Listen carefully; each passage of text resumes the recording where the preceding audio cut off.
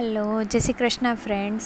તમારી જિંદગીમાં જે કંઈ પણ બની રહ્યું છે, જે કંઈ પણ, એ માત્ર અને માત્ર તમારી કોન્શિયસનેસને કારણે બની રહ્યું છે. તમે માનો ના માનો, કોન્શિયસનેસ મતલબ જાગૃતિ. જાગૃત છો તમે જે વસ્તુ પ્રત્યે, જે લાગણીઓ પ્રત્યે, જે વિચારો પ્રત્યે, જેના ઉપર તમારું ધ્યાન છે, એ બધું તમારા જીવનમાં બની રહ્યું છે. તમારું જીવન છે તમારા દ્વારા જ ઘડાઈ રહ્યું છે.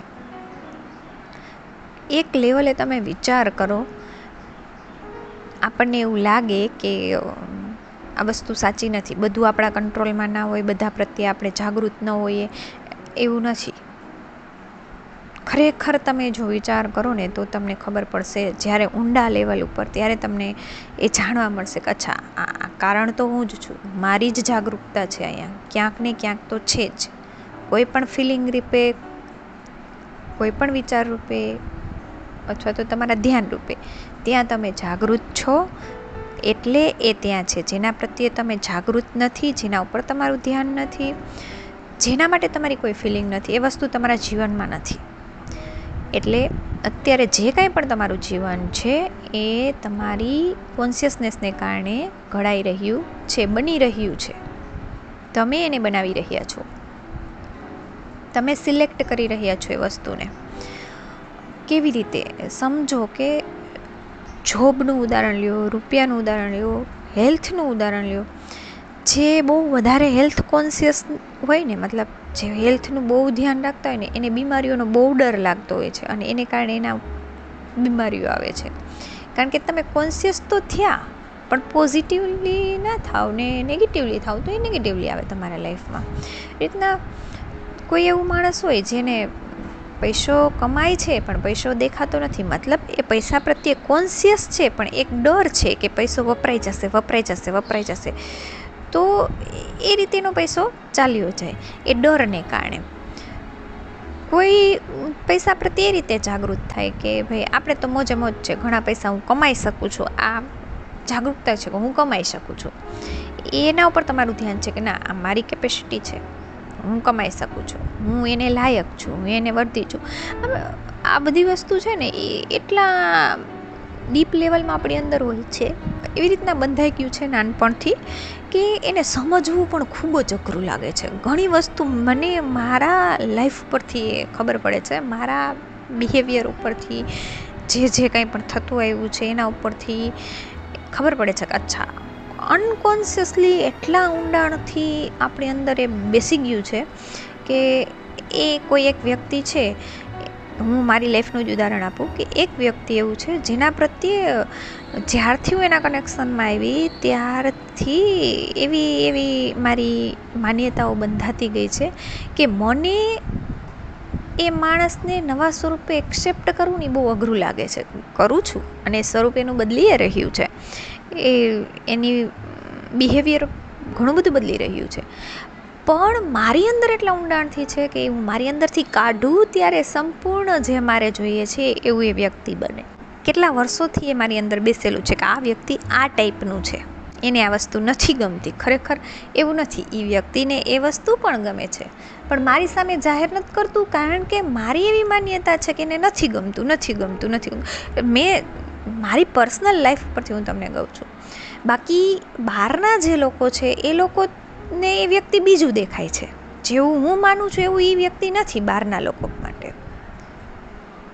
તો મતલબ આપણે એ વ્યક્તિને બનાવ્યું ને, મેં એ વ્યક્તિને બનાવ્યું ને કે આ વ્યક્તિ છે એને આ વસ્તુ નથી ગમતી, આવું જ ગમે, એની સામે આમ જ રહેવું પડે. આ બધી મારી માન્યતાઓ છે. એ વ્યક્તિ મારી પાસે એવું કોઈ એક્સેપ્ટેશન નથી રાખતું. એટલે તમે તમારા મનથી સામેવાળા માણસને એવું બિહેવ કરવા માટે, એવું વર્તવા માટે પ્રેરિત કરો છો, તમે જે માનો છો. એવી જ રીતના પૈસા બાબતે છે. જ્યારે અમે જોબમાં લાગી પછી જેમ જેમ પગાર વધે ને એમ મને એમ થતું, મારી માન્યતાઓ મને એમ થાય કે આટલો બધો પગાર શું કરવો, આટલો બધો પગાર શું કરવો, કેટલો બધો પગાર છે, કેટલો બધો પગાર છે, આવી માન્યતાઓ. એને એ માન્યતાઓને કારણે કે કેટલું બધું છે, કેટલું બધું છે, એને લીધે પૈસા એટ્રેક્ટ થયા છે. રૂપિયા લાઈફમાં મારી લાઈફમાં એટ્રેક્ટ થાય છે.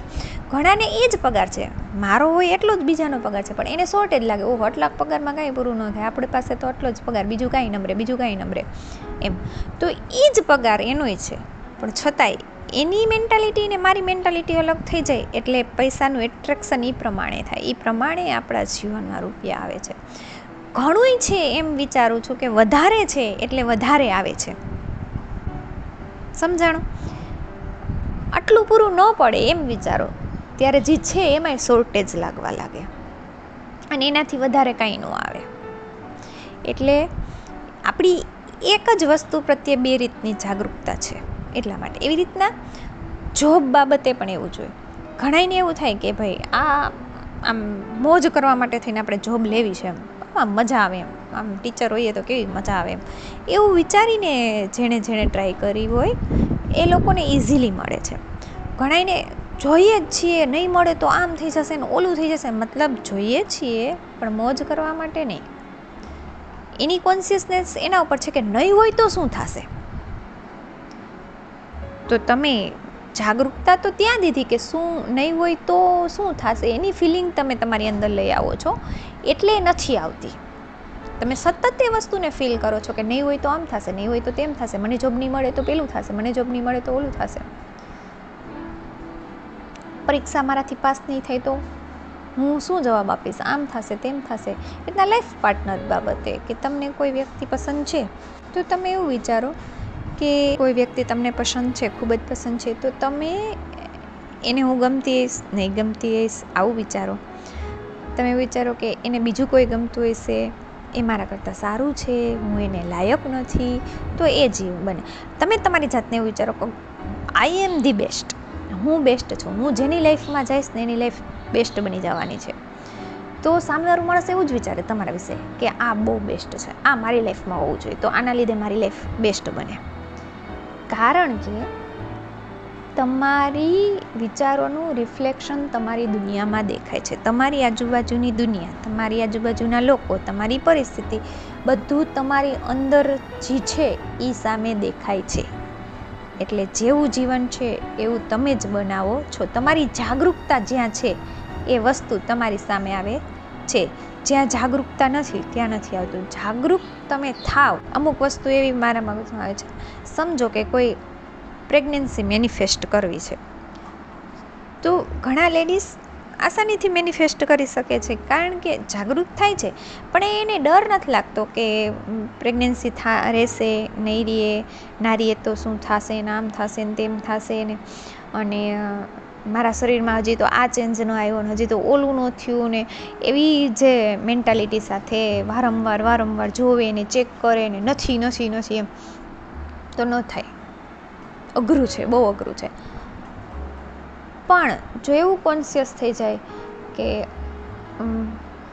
સાવ સહેલું છે, પ્રેગ્નન્સી નેચરલ વસ્તુ છે, એમ ટૂંકમાં એવી રીતના તમે પ્રેગ્નન્સી છે એ નેચરલ છે, આ વસ્તુને કોઈ લેડીઝ સ્વીકારી લે કે ઇટ ઇઝ વેરી નેચરલ, એ ખૂબ જ નેચરલ છે, કુદરતી પ્રક્રિયા છે, ને આરામથી થઈ જાય, એમાં શું હોય.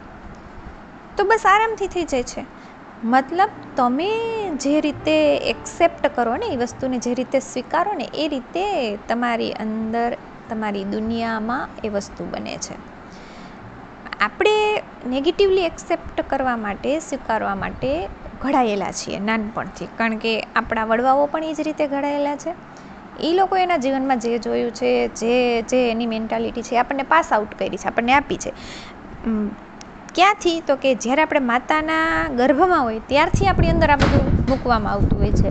એ લોકોની માન્યતાઓ પણ આપણી અંદર આવતી હોય છે, એટલે ત્યારથી આ બધું ઘડાયેલું છે. એટલા માટે બહુ અઘરું લાગે છે આ બધી વસ્તુને આપણાથી દૂર કરવી. પણ હું એમ કહીશ, ઇમ્પોસિબલ નથી, અશક્ય નથી, શક્ય છે. સતત જાગૃત રહેતા શીખો.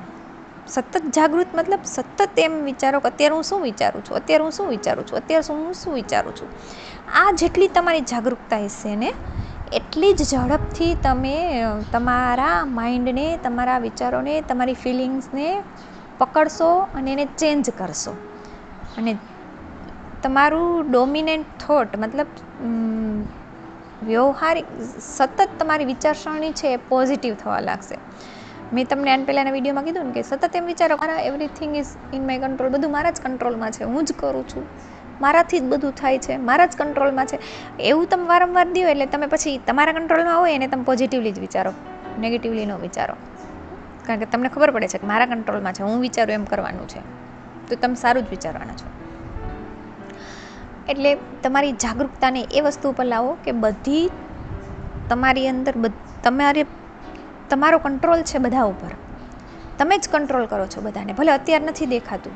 અને યાદ રાખો, આપણને ન દેખાય એનો મતલબ એવો નથી કે એમાં કાંઈ ફેરફાર નથી પડતો. મતલબ તમે અત્યારે એક અફર્મેશન બનાવો કે હું ખૂબ પૈસા કમાઉં છું અથવા તો હું મહિને 3 લાખ રૂપિયા કમાઉં છું, તો ક્યાંય દેખાતું નથી, કદાચ 6 મહિના ના એ દેખાય. તેનો મતલબ એવો નથી કે એ ક્યાંય કામ નથી કરતું. એક બી છે, આપણે જમીનમાં ખાડો ખોદીને વાવી દીધું, પછી 8 દિવસે 10 દિવસે 15 દિવસે ઉગે છે, ત્યાં સુધી નથી દેખાતું. તો શું આપણે ખાડો ખોદીને જોવા જઈએ ઉગે છે કે નથી દેખાતું? એ નથી દેખાતું તો એ આપણને વિશ્વાસ છે કે એ એનું કામ ચાલુ છે. બસ એટલો જ વિશ્વાસ આ વસ્તુ ઉપર પણ રાખવાનો છે કે હું અફર્મ કરું છું, હું મેડિટેશન કરું છું, હું વિચારું છું, હું ફીલ કરું છું, મારે જે જોઈએ છે એને હું વિઝ્યુઅલાઇઝ કરું છું, તો ક્યાંક ને ક્યાંક તો એ ઉગી રહ્યું છે, ક્યાંક ને ક્યાંક તો એ બની જ રહ્યું છે, બસ મારી સામે નથી. અને જેમ એના માટે પૂરતું ખાતર પાણી થશે એમ એ બહાર આવવાનું જ છે. હું એક જ વસ્તુ તમને કહું છું, ચેક કરો, વારંવાર જુઓ તમે શું વિચારો છો, તમારી આજુબાજુમાં લોકોને જુઓ એ તમારી જોડે કેવું બિહેવિયર કરે છે, તમે અંદરથી શું વિચાર્યું તો એ બિહેવિયર કરે છે, તમને શેનો ડર લાગે છે જે સામે દેખાય છે. આ બધી વસ્તુ ડીપ લેવલે તમે વિચારો અને તમને સમજાઈ જશે કે શું છે. પણ ટાઈમ આપો પોતાની જાતને, માત્ર બેસીને ટાઈમ આપવો એવું જ નથી, સતત જાગૃત રહીને, સતત તમે જે કામ કરો છો એના ઉપર ધ્યાન આપીને, સતત શું વિચારો છો એના ઉપર ધ્યાન આપીને તમે જાગૃત થઈ શકશો. બહુ ઇઝી છે, મને એમ લાગતું કે બહુ અઘરું છે, બહુ અઘરું છે, પણ હમણાં થોડાક દિવસથી ખબર પડી કે અઘરું નથી. બસ એક જ વસ્તુ યાદ રાખવાની છે કે મારે ખોવાઈ જવાનું નથી મારા વિચારોમાં, મારે ખોવાઈ નથી જવાનું મારી આજુબાજુમાં જે ચાલે છે એમાં, મારે મારી જાતને ચેક કરવાની છે. જેટલી તમે ચેક કરશો ને એટલું તમને સમજાતું જશે, એટલું જ તમારા માટે ઇઝી બની જશે બધું ટ્રાન્સફોર્મ કરવું, બદલાવવું. અને તમારી જાગૃતતાને ત્યાં લગાવો જ્યાં તમારે જોઈએ છીએ, જે વસ્તુ જોઈએ છીએ એ વસ્તુ આવ્યા પછીની ફિલિંગ કેવી છે એના ઉપર જાગૃત થાવ. તમે એ વસ્તુ તમને મળી ગઈ, સમજો કે જોબ મળી ગઈ, તો તમારું બિહેવિયર કેવું હોય, તમે હાઈપર ન થતા હોવ યાર, યાદ રાખો. તો એટલા કામનેસથી અત્યારે રહેતા શીખો કે ડોન્ટ વરી, મળવાની જ છે, પાક્કું જ છે, મેં નક્કી કરી લીધું તો મને મળવાની જ છે. આ રીતે તમે મેન્ટલ હેલ્થનું ધ્યાન રાખો ને, આ રીતે તમારા વિચારો ઉપર ધ્યાન રાખો ને, એટલે નક્કી છે 6 મહિના પછી તમારા બધા જ સપનાઓ પૂરા થશે. એના માટે હેલ્પફુલ છે મેડિટેશન, અફર્મેશન કરો, વિઝ્યુઅલાઇઝેશન કરો, આ બધું તમારા માટે ખૂબ જ હેલ્પફુલ થશે એમાં. અને આઈ હોપ તમને આજની વાત સમજાણી હશે કે તમારી કોન્શિયસનેસ ઉપર ધ્યાન દો, તમે ક્યાં જાગૃત છો એના ઉપર ધ્યાન દો.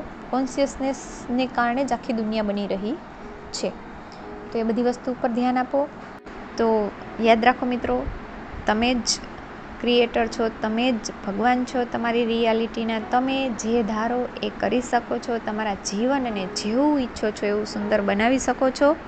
અને ડોન્ટ બી જસ્ટ લિસનર, બી અ ડુઅરર. ખાલી સાંભળનારા ન બનો, કરનારા બનો. ખાલી જ્ઞાન લેવાથી કોઈ તમને ફાયદો નથી, જ્ઞાનને અપ્લાય કરતા શીખો. જેટલું તમે અપ્લાય કરશો, જેટલું તમે તમારા જીવનમાં ઉતારશો, એ વસ્તુ કરશો, એટલો તમને ફાયદો છે, બાકી બધું નકામું છે. તો મને વિશ્વાસ છે કે તમને આજનો વિડીયો પસંદ આવ્યો હશે. જો મિત્રો પસંદ આવ્યો હોય તો લાઈક કરો, શેર કરો, સબસ્ક્રાઈબ કરો. Thank you.